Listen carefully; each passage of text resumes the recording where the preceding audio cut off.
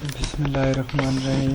अब अपना next lecture start करने जा रहे हैं, जिसमें आज हम एक टेबल क्रिएट करेंगे एलिमेंटर के एसेंशियल एडन से।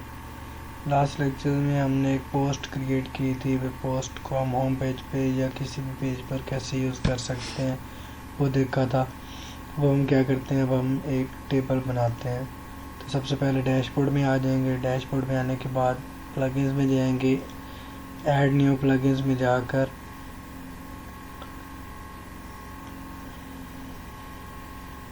आप एक प्लगइन ऐड करेंगे एसेंशियल एडन्स।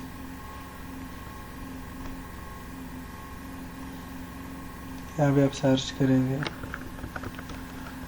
कुछ चीज़ें मैं रिपीट भी करता रहता हूँ ताकि आपको याद होती रहे साथ साथ। आप ये सर्च करेंगे एसेंशियल एडन्स, तो आपके पास आ जाएगा एसेंशियल एडन्स फॉर एलिमेंटर। आपने इसको इंस्टॉल करके एक्टिवेट कर लेना। एक्टिवेट करने के बाद आप किसी भी पेज को एडिट विद एलिमेंटर करके ओपन कर लेंगे। मैं ये होम पेज पे सारी चीज़ें बना रहा था, तो मैं ये होम पेज पर आ चुका हूँ। यहाँ पे अब आपने क्या करना है, आपने टेबल सर्च करना है।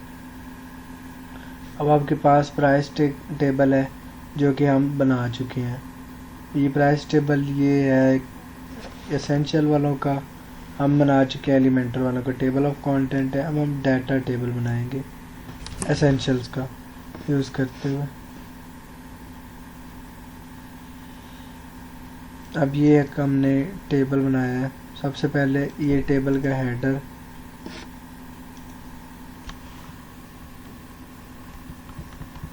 फिर उसके बाद ये टेबल का हेडर है। ये जो है ये भी एक हेडर है। उसके बाद ये भी एक हेडर है। यानी कि ये जो हेडर है इसके अंदर ये हेडर की फील्ड्स हैं। आपने हेडर की फील्ड्स को एक ही दफ़ा सेट कर लेना है बस। लाइक शॉर्ट नंबर हैशटैग, ये पहले हेडर का नेम है।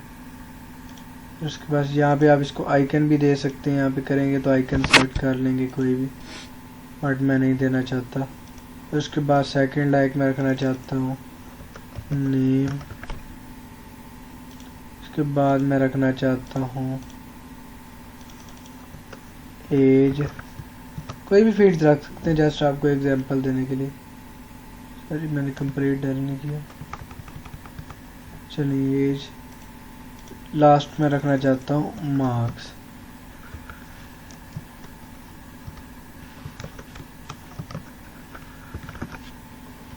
चलें, ये 4 फील्ड्स मैंने हेडर के अंदर क्रिएट करनी है। हम क्या करेंगे, अब कंटेंट पर जाएंगे। ये जो है कंटेंट में हम एक ये रो के अंदर जो है कॉलम भी कर सकते हैं। फिर उसके बाद क्या करेंगे, फिर बट हम इसको रो में रखेंगे ताकि हमारा ये कंटेंट शो हो जाए। अब क्या करते हैं, यानी कि ये सारे एक रो में हैं। यानी कि अगर जो आप चाहते हैं एक रो में आए तो आप उसकी पहले रो क्रिएट करेंगे, फिर उसके बाद आप क्या करेंगे, उसका कंटेंट सेट करेंगे।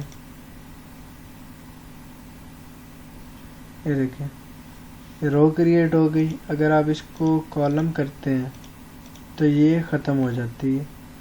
जितनी जितनी आपको रो बनानी है आप उसको, यानी कि अगर आप चाहते हैं मैं एक नेम दूं, वो पूरी एक रो बनाएंगे। उसके नीचे आप ऐसे कॉलम्स बनाएंगे 4, क्योंकि 4 कॉलम इसलिए बनने, 1 2 3 4। ये देखिए 4 कॉलम्स बनेंगे और फिर 4 कॉलम के बाद एक रो बनेगी। ये तरतीब होगी। अब हम क्या करते हैं, अब एक और ऐड करेंगे। ये एक रो आ चुकी है। अब उसके बाद हम क्या करेंगे, एक अब कॉलम ऐड करेंगे। अब देखें ये कॉलम ऐड करते ही ये एक आ चुका है। अब हम क्या करेंगे, फिर कॉलम ऐड करेंगे तो ये एक और आ चुका है। उसके बाद अब हम इसको कॉपी कर लेते हैं। चलें, अब हम 2 लाइंस की बना रहे हैं। मैं आपको अगेन रिपीट कर देता हूँ। जब आपने कंटेंट डालना है तो पहले सबसे पहले आपने रो बनानी है। हमने एक रो बनाएंगे, फिर उसके बाद कॉलम्स देखने हैं हमने कितने कॉलम ऐड किए हुए हैं। अगर आपने 4 कॉलम दिए हैं तो 4 कॉलम, अगर आपने 5 कॉलम बनाए हैं तो 5 कॉलम, फिर आपने 5 कॉलम्स ऐसे बना लेने हैं। फिर आपने जब ये पाँचों के पाँचों आप बना लें हेडर के हिसाब से, तो आपने दोबारा फिर एक रो क्रिएट करनी है। रो के अंदर आपने दोबारा कंटेंट डालना है। कंटेंट कैसे डालने के, कॉलम में आएंगे, कॉलम में आके ये सेल टेक्स्ट है, इसके अंदर आप कुछ भी लिख सकते हैं। लाइक शॉर्ट नंबर मैं यूज़ करता हूँ 1 है। फिर उसके बाद मैं क्या करता हूँ, मैं सेकंड में आता हूँ। सेकंड में जो कंटेंट है, मेरा नेम जो है मैं कहता हूँ जी अज़हर है। फिर मैं कहता हूँ कि जी मेरा जो एज है वो 20 ईयर्स है। फिर जो मेरे मार्क्स हैं, मैं इतना ज़्यादा लाइक नहीं है वैसे, चलो 850 लिख लेते हैं। तो ये चीज़ है। फिर उसके बाद फिर क्या करते हैं, अब कॉलम के बाद देखें ये रो आई हुई, अगर मैं इसको कॉलम में चेंज करूँ तो देखें सारी चीज़ें गायब हो जाएंगी, ये आगे आ जाएंगी। तो मैं अब रो में जाऊँगा, रो में चेंज होने के बाद ये नीचे आ जाएंगे। अब इसका कंटेंट भी मैं दे सकता हूँ, बट ये आप खुद ही दे लीजिएगा। हम क्या करते हैं, अब ये एक्सपोर्ट का ऑप्शन है कि आप ये टेबल को अगर डाउनलोड करना चाहते हैं तो आप वो डाउनलोड भी कर सकते हैं CSV फाइल के ज़रिए। अब आप इसकी स्टाइलिंग भी दे सकते हैं। हेडर को आप कैसा स्टाइल करना चाहते हैं, आप ऐसे भी कर सकते हैं। फिर आप क्या करें, इसका बैकग्राउंड कलर भी दे सकते हैं जितना मर्जी देना चाहें। फिर उसके बाद बॉर्डर टाइप भी दे सकते हैं, इनके दरमियान बॉर्डर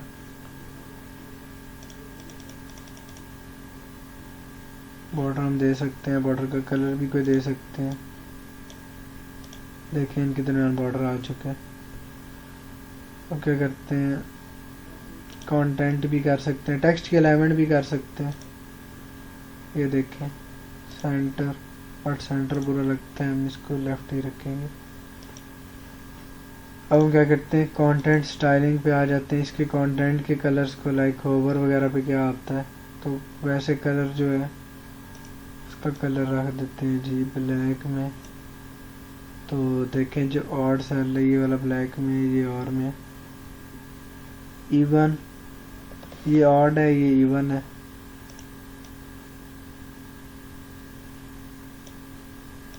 तो देखें ये वाला जो है ये कलर इसका चेंज हुआ है, और ये वाला जो है कलर इसका चेंज हुआ है।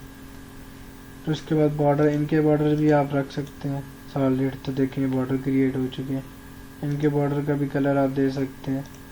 लाइक जैसे उनका वाइट दिया तो इसका भी वाइट देते हैं, तो वैसे ही आ गए। इनकी बैकग्राउंड भी, इनकी फील्ड्स का बैकग्राउंड कलर भी होगा। ये जो लिंक है यहाँ पे, उसका कलर भी आप सेट कर सकते हैं। अगर किसी में लिंक होगा तो वो कलर अपने मर्ज़ी से आप चेंज कर सकते हैं। उसके बाद लिंक का होवर, इसको छोड़ दें अभी, लिंक का कोई होवर नहीं। वैसे आप इसके होवर को कर सकते हैं कि उसके बाद इस पर अगर मैं क्लिक करूं, यानी कि कोई कलर डार्क करते हैं, तो देखें ये होवर हो रहा है। अगर मैं इवन पर आऊँ, इवन को करूँ मैं कोई और कलर, ताकि फ़र्क पता चले। फ़र्क नहीं पता चल रहा तो मैं करता हूँ, मैं ग्रीन में आ जाता हूँ। चल अब हम क्या करते हैं, अब देखें अब ये फ़र्क पता चल रहा है होवर करते हैं। अब हम क्या करते हैं, रिस्पॉन्सिव ऑप्शन में जाते हैं। ये टेबल को हम रिस्पॉन्सिव बनाएंगे। अब क्या करेंगे, हम इसकी विड्थ को कम कर देंगे। इसका बैकग्राउंड कलर जो है उसको भी सेट कर लेंगे। इसका कलर जो है टेक्स्ट का उसको वाइट कर लेंगे। अब इसको अपडेट कर देंगे। एक दफ़ा हम देख लेते हैं, ये एक हमारा टेबल बन चुका है। अब हम वैसे इसको देख भी लेते हैं टैबलेट में।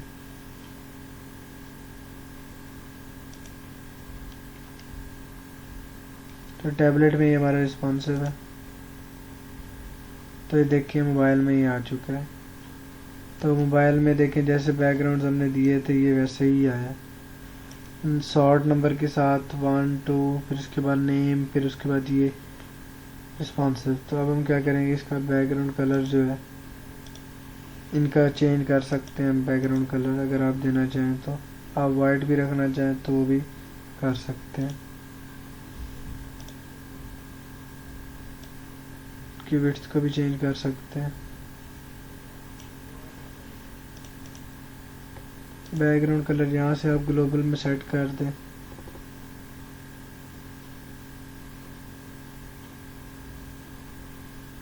देखिए यहाँ पे आप ग्लोबल में कोई भी कलर ऐड कर सकते हैं कस्टम कलर्स में जाकर।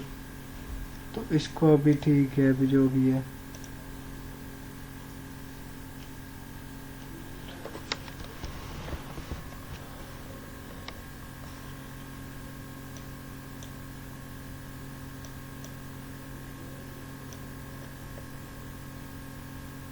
ये देखिए लॉगिन फॉर्म्स वगैरह जो भी चीज़ें हमने क्रिएट की थी ये रिस्पॉन्सिव है।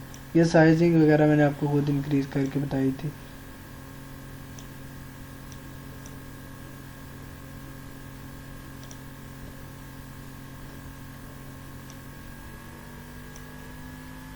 अब एक हमने रिस्पॉन्सिव टेबल बना चुके हैं अपना। इनकी बॉर्डर्स भी दे सकते हैं। फिर उसके बाद इनका बैकग्राउंड कलर जो हमने सेट किया था उसको आप रिमूव भी कर सकते हैं। अभी क्लियर कोई बैकग्राउंड कलर ना हो तो अभी आप देख सकते हैं मोबाइल में रिस्पॉन्सिव करके।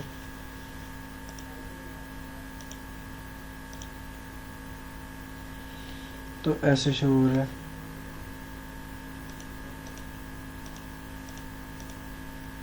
तो कोई भी कलर आप रिस्पॉन्सिव में कर सकते हैं।